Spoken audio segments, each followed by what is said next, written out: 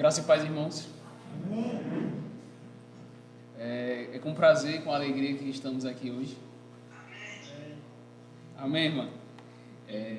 Com alegria que estamos aqui para podermos expressar a nossa alegria para com Deus e principalmente podermos estar juntos, porque é algo que devemos fazer enquanto igreja.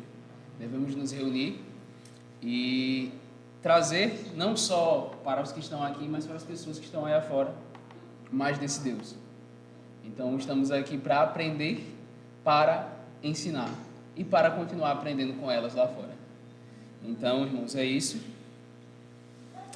É assim que eu começo e vamos orar para agradecer a Deus por essa oportunidade, pois Ele é digno de toda honra e glória.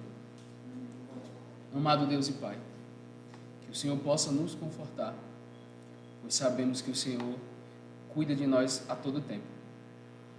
Sabemos que o mundo jaz no maligno, mas que o Senhor já nos salvou desse plano, desse curso desse mundo, e nos está levando para uma vida eterna com o Senhor. Agradeço, Pai, por cada alma presente aqui, pelos irmãos que estão também online, estão ouvindo a pregação, pois sabemos das grandes dificuldades, mas o Senhor tem nos ajudado até o presente momento. O Senhor não nos abandonou. Que os louvores ministrados por um coração grato, por corações gratos, sejam ofertas agradáveis para o Senhor.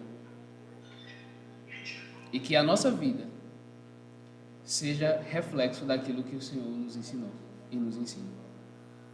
Amado Pai, agradeço pela obra redentora de Cristo, pela obra salvífica dele, pois sem ele nada podemos fazer. Agradeço, Pai, por tudo, em nome do Senhor Jesus. Amém.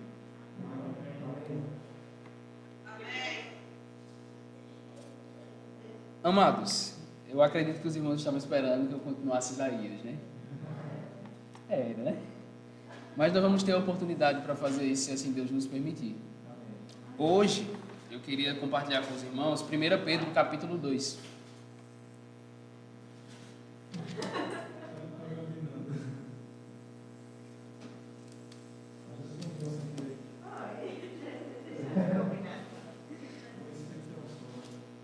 Graças a Deus. Capítulo 2, e a leitura será do versículo 1 até o verso 10. Todos os irmãos encontraram?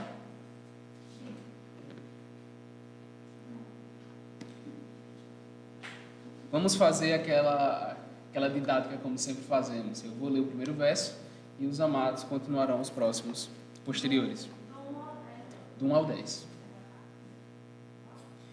Portanto, livrem-se de toda maldade e de todo engano, hipocrisia, inveja e toda espécie de maledicência. Desejai afetuosamente como meninos novamente nascidos, o meio racional, não falsificado, para que por ele vades crescendo.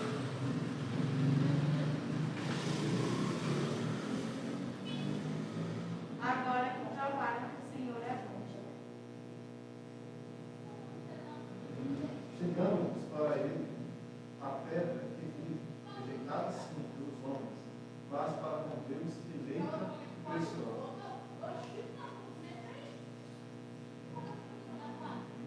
Também nós mesmos, como pedras que vive, sois edificados, casa espiritual, para serem sacerdócio santo, a fim de oferecer sacrifícios espirituais agradáveis a Deus por intermédio de Cristo.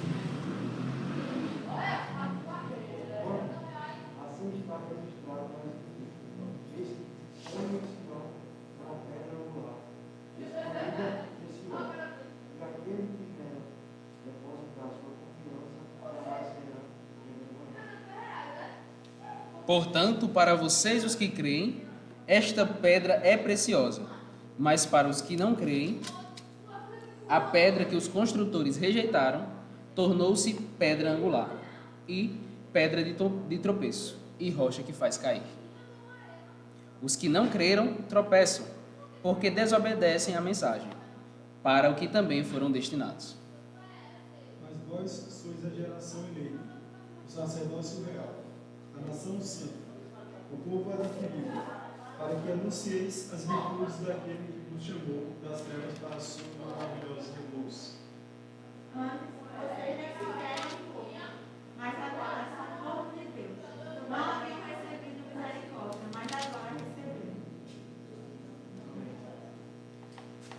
Amém, irmãos. Como de costume, não podemos ler qualquer ponto das Escrituras sem termos uma contextualizada histórica e principalmente entender mais um pouquinho sobre a vida desse irmão que escreveu essa carta. Pedro, irmãos, ele fez parte de um grupo único de homens que foram pessoalmente chamados.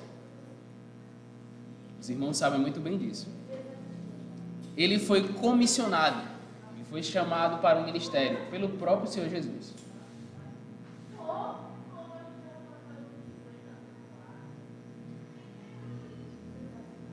Não podendo deixar de destacar que a igreja, o qual hoje fazemos parte, foi edificada sobre o fundamento dos ensinos desses homens. Então, o ensino que esses homens trouxeram, que aprenderam com o próprio Senhor Jesus, são as bases que temos hoje para estarmos aqui reunidos. Um homem que era perito em pesca foi chamado por Cristo para a tarefa mais importante do mundo: pescar homens. Ele era perito em pesca, ele pescava. Ele e mais um grupo de pessoas. Mas Jesus o chama e diz: olha, você agora vai pescar homens, trazer almas para Cristo.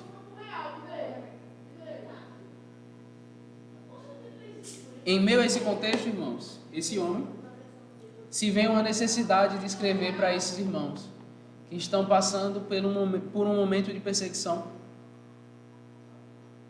Dentro do contexto lá, do Império Romano, Nero, no seu desejo de fazer mudanças e fazer construções, ele incendeia Roma. Incendeia Roma. E muitas pessoas, no contexto da época, já tinham em mente que poderia ter sido Nero. Olha, isso é obra de Nero, que ele estava querendo construir, estava querendo fazer mudanças. Ele, em meio a isso, vendo que ocasionalmente, e podemos dizer que dentro do controle de Deus, partes que não foram atingidas eram onde se residia mais judeus e cristãos, começou a espalhar boatos. Pagou pessoas para espalhar boatos. De dizer, olha, isso é obra dos cristãos. Isso é obra desses judeus que estão aqui, que creem nesse Cristo. Que creem nesse Deus do Antigo Testamento que eles dizem que creem. E começa a espalhar boatos, dizendo que eles eram responsáveis pelo incêndio. Daí, nesse momento, se instaura uma grande perseguição aos judeus e aos cristãos também.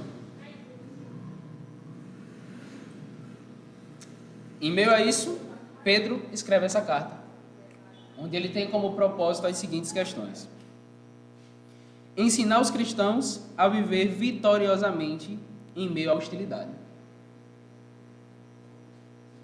Olha, vocês estão sofrendo, mas vocês são vitoriosos. Que os cristãos também não deveriam perder a esperança. Não percam a esperança, porque vocês têm um tesouro muito maior. Que os mesmos também não deveriam se amargurar, porque a sua felicidade estava em Cristo.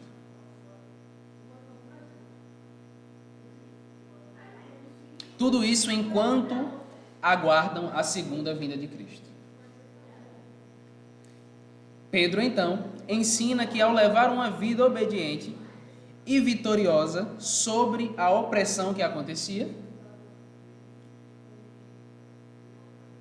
Mesmo nesse contexto de perseguição, o cristão pode evangelizar nesse mundo hostil, através da sua vida. Então, na carta ele diz, olha, a forma como vocês vão proceder vai ser um livro aberto, vai ser um evangelho para essas pessoas. Vocês vão trazer Cristo para elas, através do proceder de vocês, e como vocês estão agindo.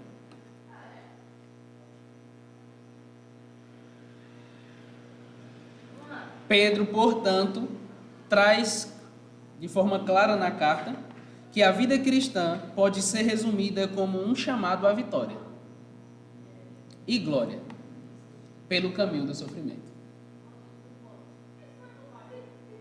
Vocês terão uma vida gloriosa, uma vida de vitória, mesmo que vocês sofram aqui.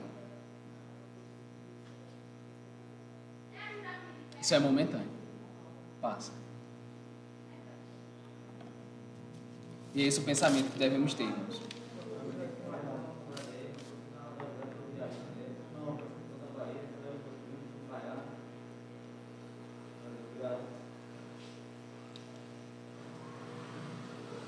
Capítulo 2, verso 1. Portanto, livrem-se de toda maldade e de todo engano, hipocrisia, inveja e toda espécie de maledicência.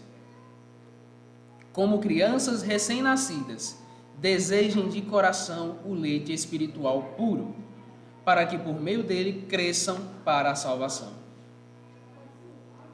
Agora que provaram que o Senhor é bom. Depois dessa contextualização histórica e trazendo também a contextualização da carta, dos propósitos pelo qual Pedro escreveu, podemos entender claramente agora esse início, onde Pedro ele começa falando, portanto, livrem-se de toda maldade e de todo engano. Tenham um proceder correto. Tenham uma vida correta diante de Deus. Consertem os caminhos tortuosos na vida de vocês.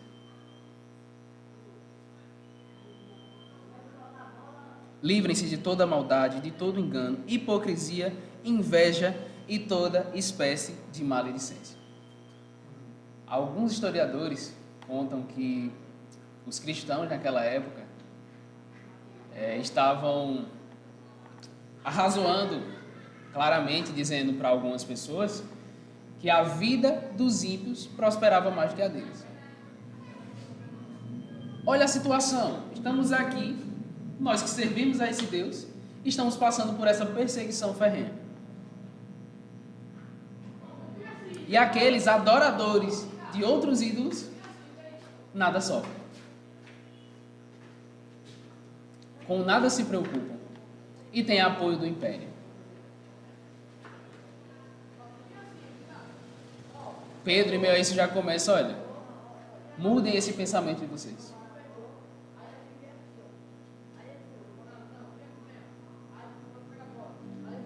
Como crianças recém-nascidas, desejem de coração o leite espiritual puro, para que por meio dele cresçam para a salvação.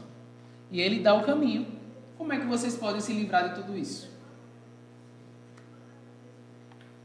Irmãos, o crescimento espiritual sempre é marcado por um desejo pela palavra de Deus. Se você quer crescer espiritualmente, então você terá desejo da palavra de Deus.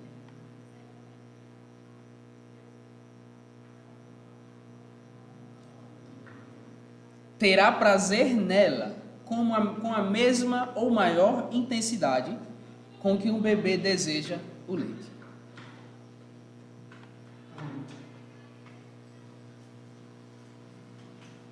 O cristão, em meio a isso, irmãos, desenvolve um desejo pela verdade da palavra de Deus, porque só nela encontramos verdade. Por que aspectos? A palavra de Deus traz lembrança da sua fonte de vida, que é o próprio Deus.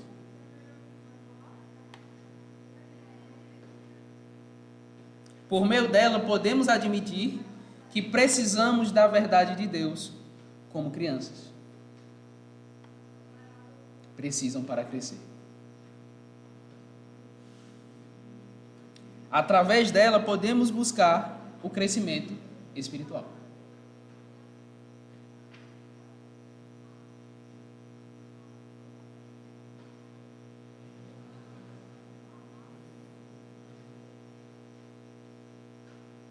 E o verso 3 diz: agora que provaram que o Senhor é bom.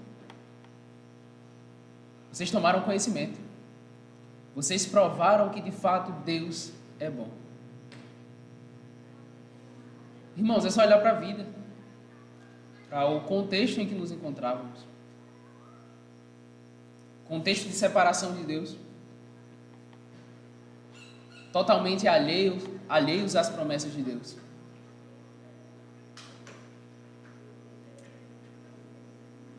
Vocês puderam sair dessa condição. Será que não podemos dizer que Deus é bom? Nós é que devemos fazer isso. Só olhar a situação que nos encontrávamos.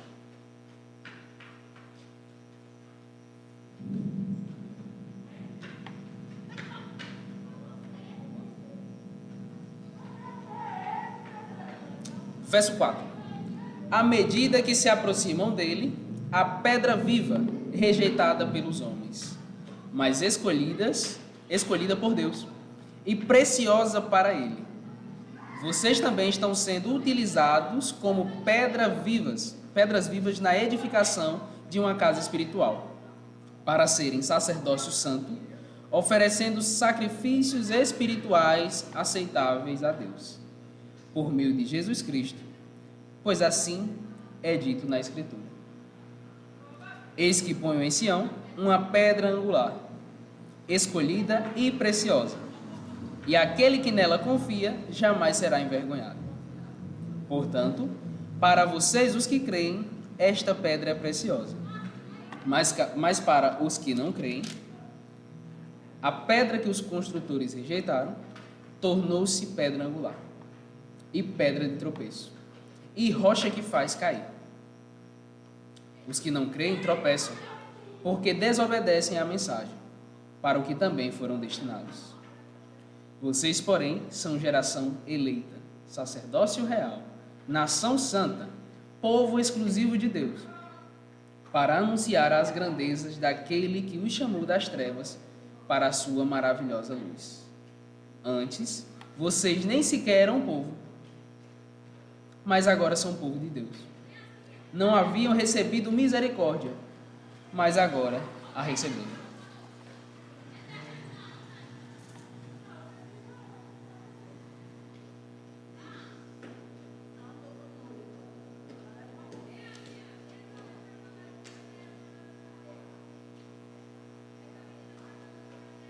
Amados, na salvação, todos os cristãos veem até onde vai a bondade do Senhor.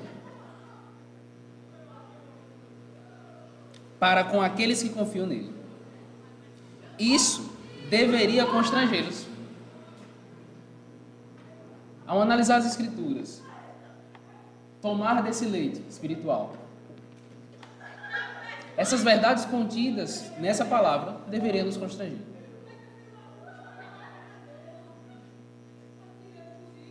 A buscar mais dessa graça.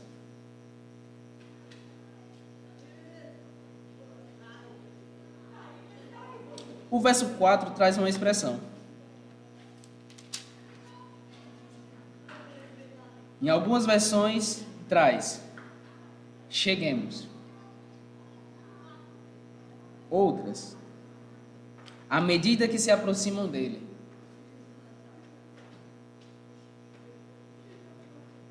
O termo no original, no grego, traz a ideia de vir com a ideia de permanecer.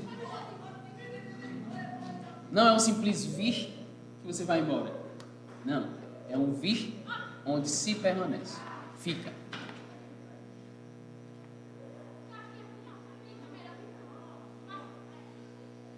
Significa então permanecer na presença de Cristo com comunhão íntima com Ele.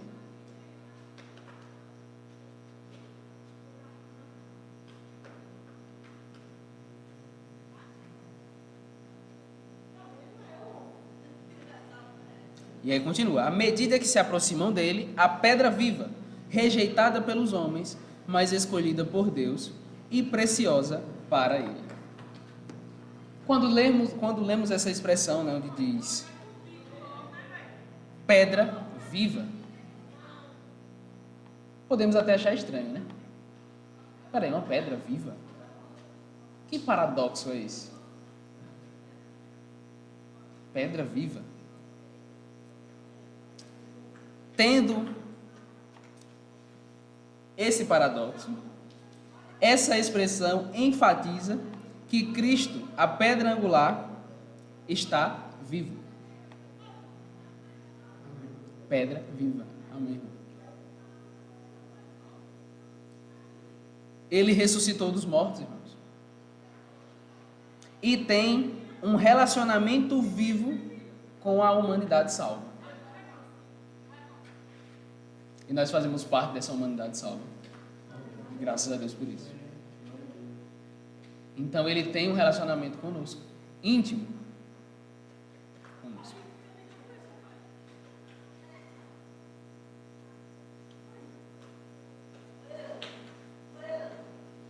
Nesse contexto, Jesus aparece no mundo, vem de Deus, traz ele, e os falsos mestres colocam ele à prova. No contexto, as evidências messiânicas foram examinadas pelos falsos líderes. Mas Jesus Cristo foi o Filho precioso e eleito de Deus.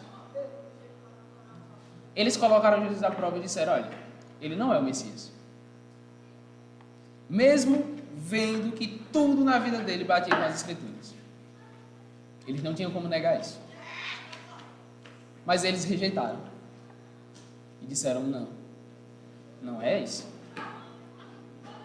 Pode ser até outro que virá, mas esse não é.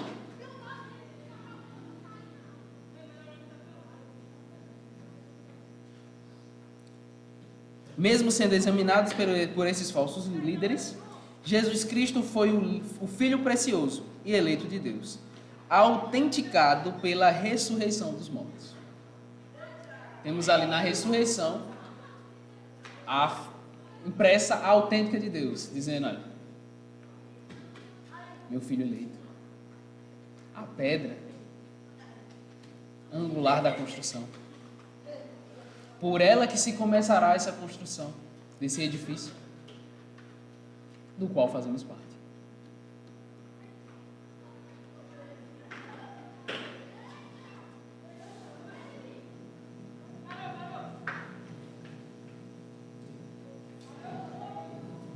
A vida de Cristo existe nos seus, está nos seus, de forma íntima.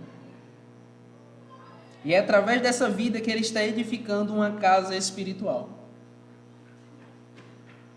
colocando todos os cristãos no devido lugar com a vida de Cristo.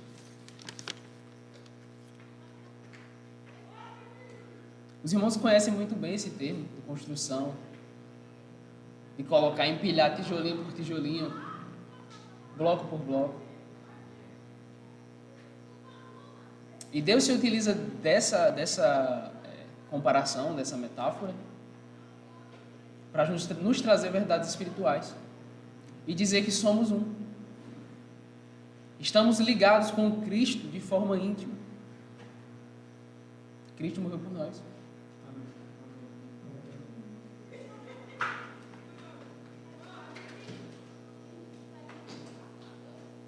Vocês também estão sendo utilizados como pedras vivas na edificação de uma casa espiritual, para serem sacerdócio santo, oferecendo sacrifícios espirituais aceitáveis a Deus, por meio de Jesus Cristo, pois assim é dito na Escritura.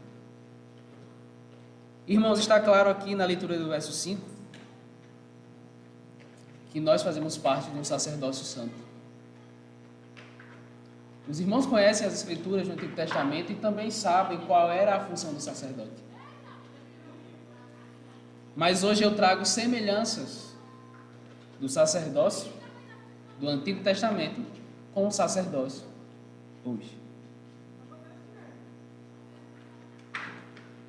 Primeiro ponto. O sacerdócio é um privilégio dos eleitos.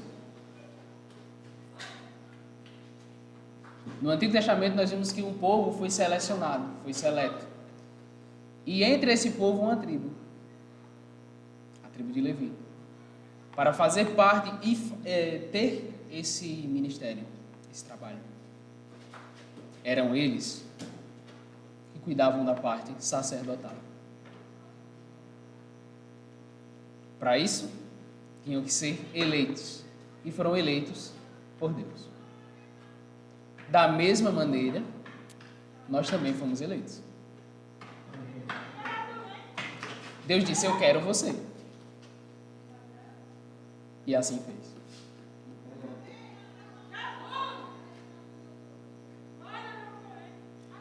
Os sacerdotes, para servir, são purificados dos seus pecados.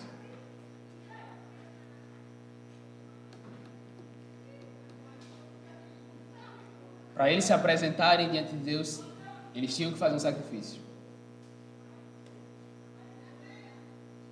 Quando eles iam fazer o sacrifício pelo povo, eles tinham que fazer o sacrifício por eles também.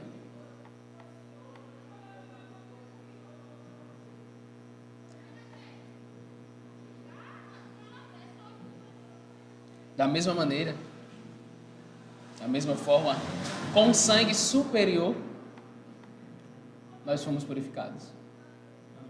Cristo pagou o preço dos nossos pecados. Dos nossos muitos pecados.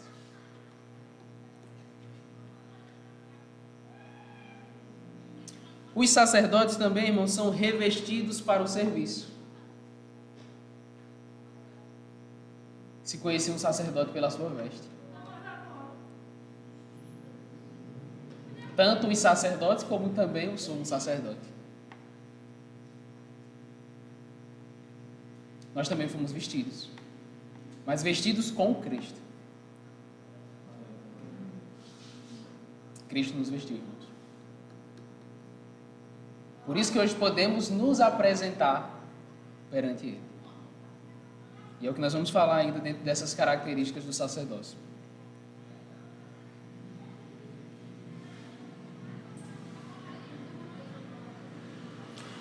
Os sacerdotes também, irmãos, são preparados para o serviço. Eles não iam simplesmente, agora eu sou sacerdote, então vou fazer desse jeito. Não. Deus ensinou a eles tudo o que eles deveriam fazer e como proceder. Eles tiveram uma preparação pelo próprio Deus. E que se eles não seguissem todos os requisitos, no momento do sacrifício, no momento de se apresentar perante Deus, eles seriam consumidos.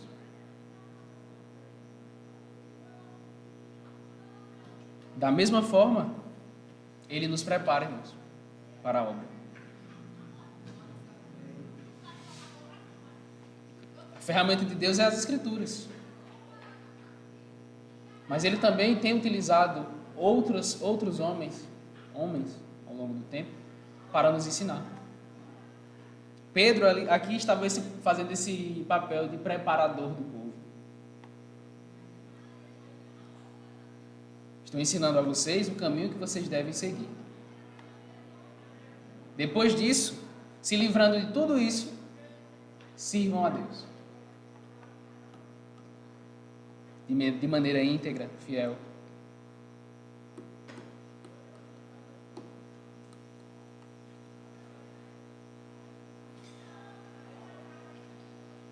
Os sacerdotes também são ordenados para uma vida de obediência. Eles deveriam fazer como Deus havia ensinado. Não, mas eu acho que deveria ser assim. Não. É a forma como Deus havia ensinado. É diferente para nós? Não.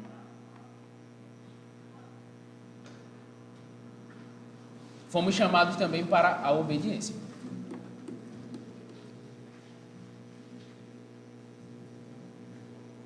Hoje podemos falar que há prazer na obediência. Há prazer na obediência. Em obedecer.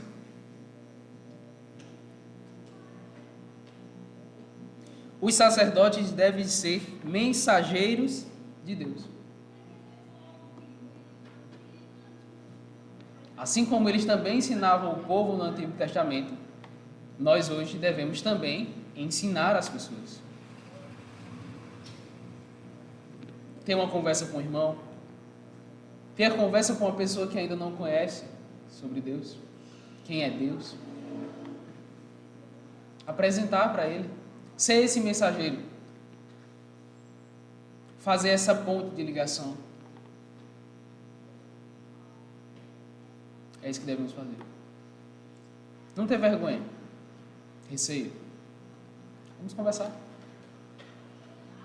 Vamos expressar para o público que está aí o Deus que nos chamou.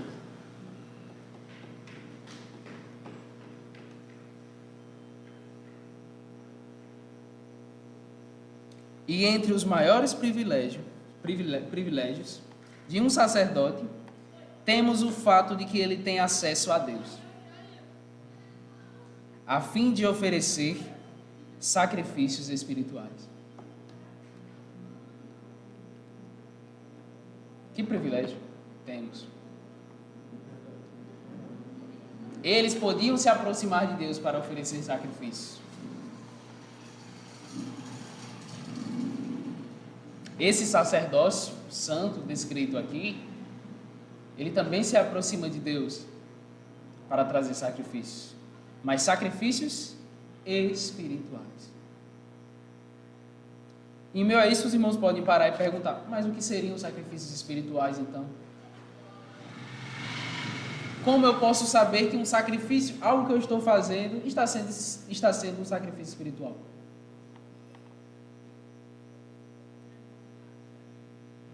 Irmãos, a partir desse momento, trago de forma resumida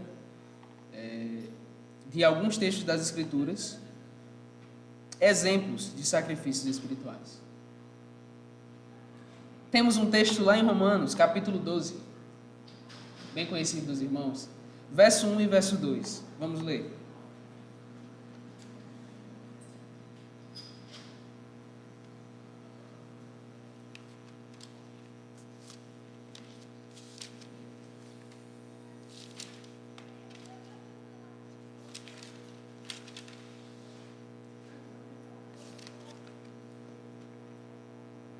Devemos oferecer toda a energia do nosso corpo, todo o nosso ser, para Deus.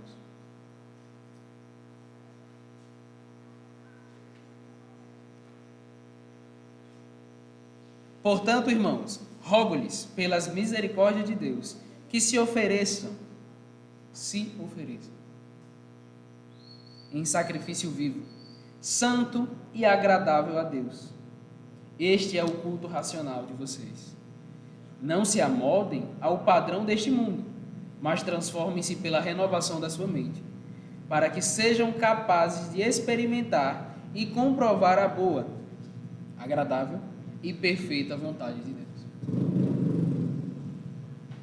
Se ofereçam. Irmãos, estamos nos oferecendo como sacrifício?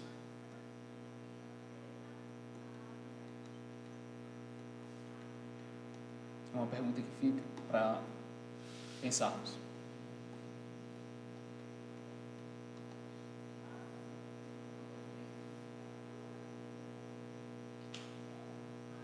Outro sacrifício espiritual, na verdade outros, encontramos em Hebreus capítulo 13.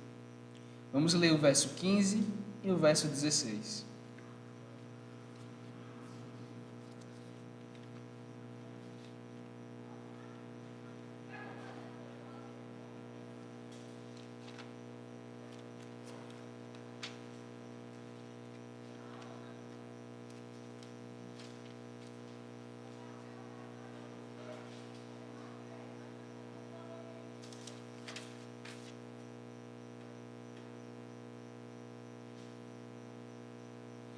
por meio de Jesus, portanto, ofereçamos continuamente a Deus um sacrifício de louvor.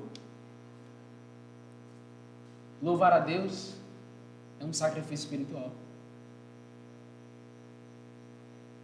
Por isso que os nossos louvores devem ser selecionados. Não podemos louvar qualquer coisa para Deus. Não podemos escolher louvores que nos exaltem, em vez de exaltar a pessoa de Deus. Por quê? Os louvores são para Deus.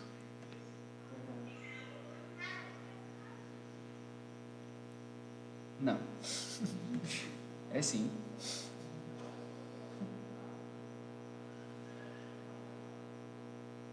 Ainda no mesmo versículo, irmãos. Por meio de Jesus, portanto, ofereçamos continuamente a Deus um sacrifício de louvor, que é fruto de lábios que confessam o seu nome.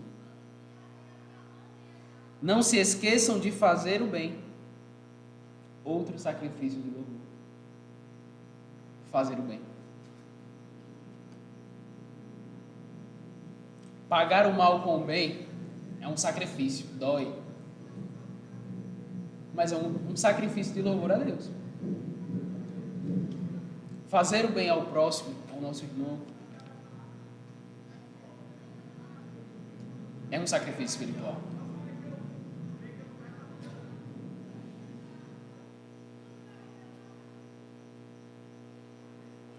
Não se esqueçam de fazer o bem e de repartir com os outros o que você tem. Irmãos, compartilhar os próprios recursos também é um sacrifício espiritual.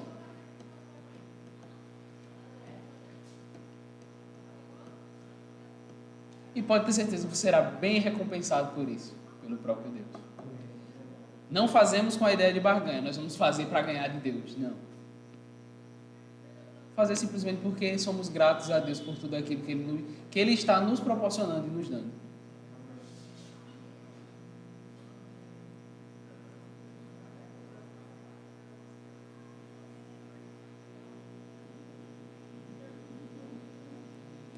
Não se esqueçam de fazer o bem, de repartir com os outros o que vocês têm, pois de tais sacrifícios Deus se agrada.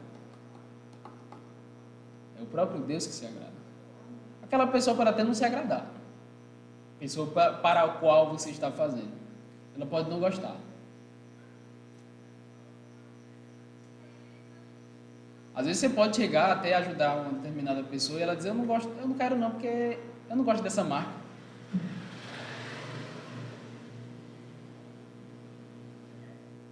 Às vezes está com fome, mas ela vai olhar assim e vai dizer, eu nunca comi dessa marca, eu não quero não. Não esqueçam. Vocês não estão fazendo para agradar. Se vocês puderem comprar também, aquela que ela já come, tranquilo, não tem problema. Mas o objetivo de fato é agradar a Deus.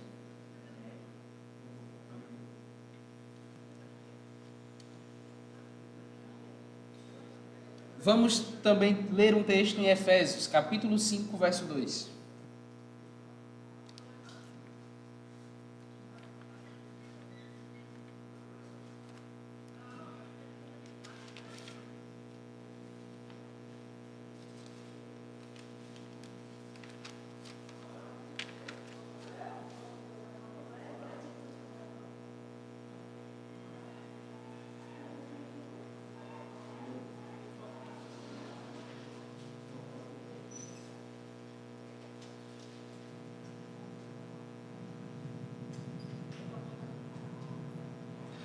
Verso 5, vamos ler o verso 1 e verso 2, para a gente ficar melhor contextualizado.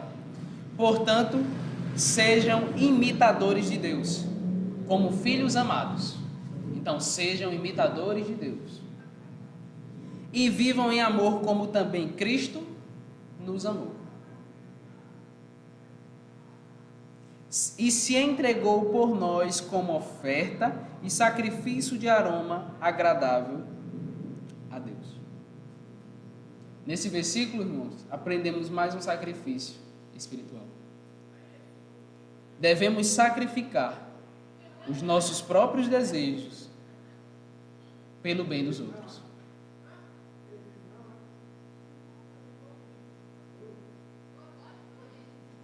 Às vezes aquilo não vai me fazer tão bem, mas eu devo sacrificar.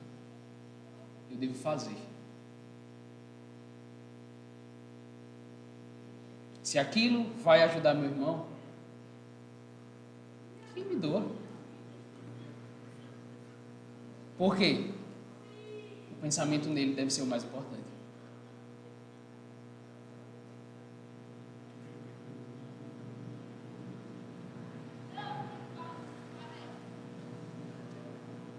E o último texto dessa sessão, Apocalipse capítulo 8.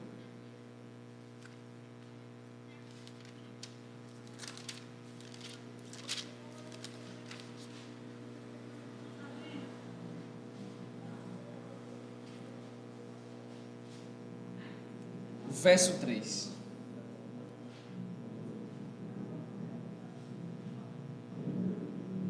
Outro anjo, que trazia um incensário de ouro, aproximou-se e se colocou em pé junto ao altar.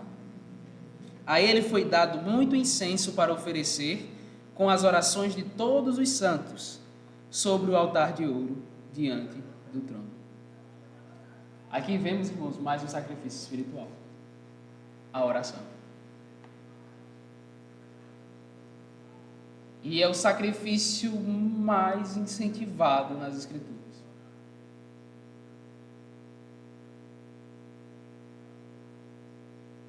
Aqui temos as orações de todos os santos. Então, o que é que aprendemos também nesse versículo? É que os santos oram. Os santos oram. Então, se não estamos tendo uma vida de oração, que é isso? Você quer dizer que a gente não é santo? Não. Vamos rever esse conceito. Porque os santos devem orar. E se não está tendo tanta oração na nossa vida, então é algo a ser analisado. Os irmãos oram? Os irmãos vão dizer, sim, oramos. Oremos mais.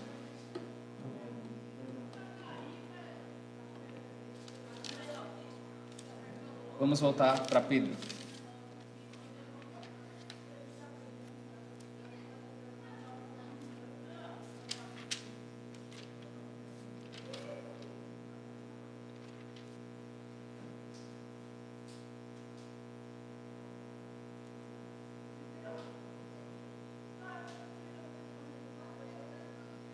Verso 9 e verso 10. Vocês, porém, são geração eleita, sacerdócio real, nação santa, povo exclusivo de Deus, para anunciar as grandezas daquele que os chamou das trevas para a sua maravilhosa luz. Antes vocês nem sequer eram povo, mas agora são povo de Deus. Não haviam recebido misericórdia, mas agora a receberam. Amados, não foi pouca misericórdia que foi derramada sobre nós, foi muita.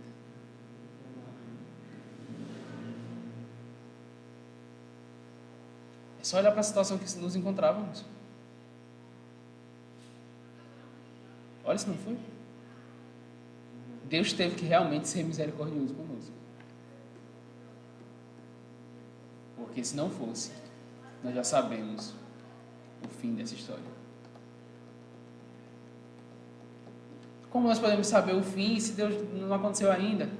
Deus já nos revelou. Não temos todas as respostas sobre, mas sabemos que não será muito bom para aqueles que não foram perdoados dos seus pecados. Devemos então, irmãos, com essa leitura, termos mais motivos de gratidão a Deus. A vida do cristão, ela deve ser regida pela gratidão.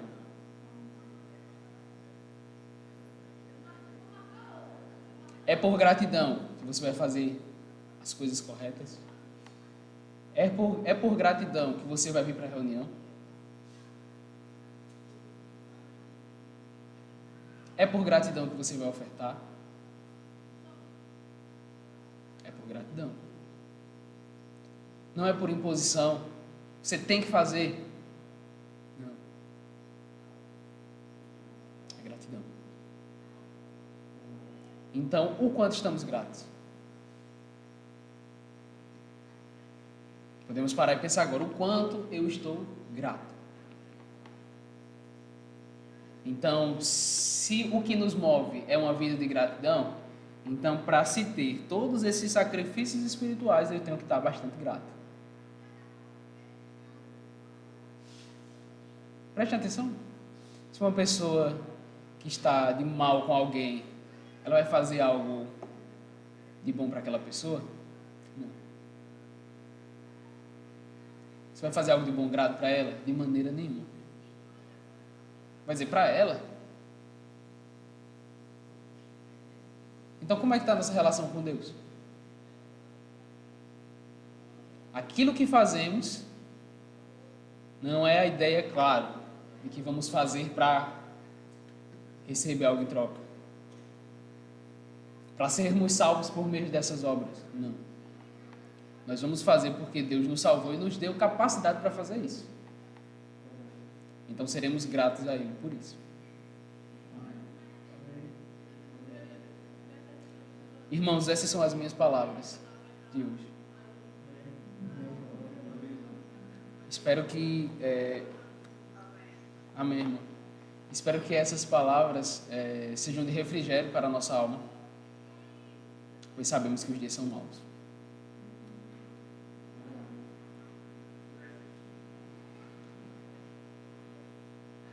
E que essa vida que temos agora, que Cristo nos deu, seja de fato vivida para Ele.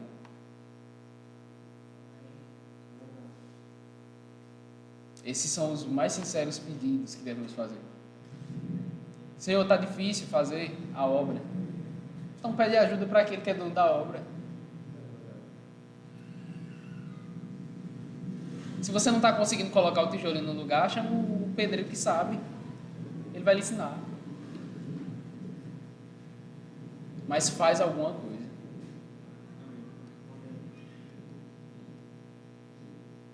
Dentro do reino, não tem lugar para ocioso. Deus chama a atenção. Temos provérbios que nos ensina muito sobre isso. Até para aquele credezinho preguiçoso no trabalho, Deus diz, olha, vai ter com a formiga. Então devemos trabalhar, irmãos. Devemos fazer a obra. E vamos orar a Deus para agradecer por esse momento. Depois eu gostaria que o irmão Edson e Flávio também orasse para finalizarmos, viu, irmão? Amado Deus e Pai, é com gratidão no coração que agradecemos por tudo que o Senhor fez por nós. O fôlego de vida, o ir e vir, o poder evangelizar, o ter consciência de que de fato somos filhos teus e poder passar essa realidade para outras pessoas. Que a nossa vida reflita de fato quem o Senhor é, para que as pessoas ao olharem para nós nos vejam como de fato filhos de Deus e possam dizer, realmente ele crê naquele Deus que ele disse que crê. Amado Deus, agradeço pela tua graça, pelo teu amor, por que nos amou. Agradeço pela tua vida em nós, que nos traz para mais próximo de ti. Amado Deus, só tenho a agradecer. Em nome do Senhor Jesus, amém.